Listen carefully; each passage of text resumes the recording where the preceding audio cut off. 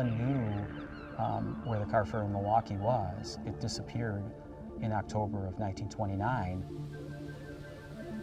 It headed out, it got 3 miles out of port, and it headed north into 40, 50 mile an hour winds, and was never seen again. We went and we were looking specifically at archaeological evidence on the bottom so that we could answer that very question, how the ship went down.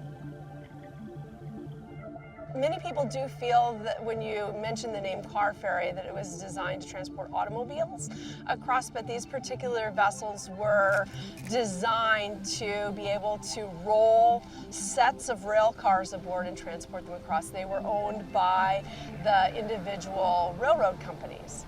And what we discovered was that the rail cars had broken loose. There were a number of rail cars that were off the tracks, that were sideways within the hull. So when those cars loosened and started riding around within the hull in the waves, one broke through the side of the hull, pushing it out. And that eventually led to the sinking of the ship. So much water came in. It's like a war zone.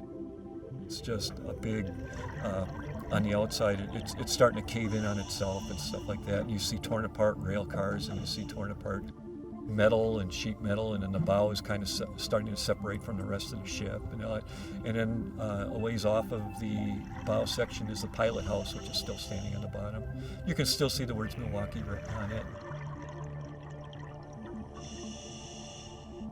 There's always this conflict as to how many people were lost, and because there were no survivors, there was no one to interview really to be able to address how many people were actually aboard.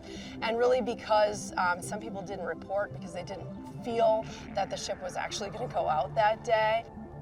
So there's really no way of telling exactly how many people were lost, but we know that it was a quite substantial disaster in Wisconsin history.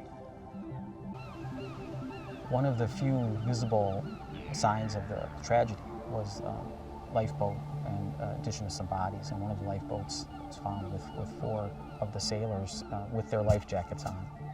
So it tells you that they were able to get to a lifeboat, but that the conditions were so rough that they just were unable to survive.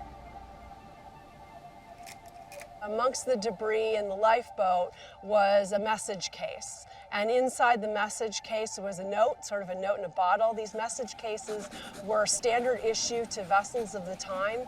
And that indicated the exact time of loss of the ship, because the note was written, and on the note it said, this is in the hand of the purser.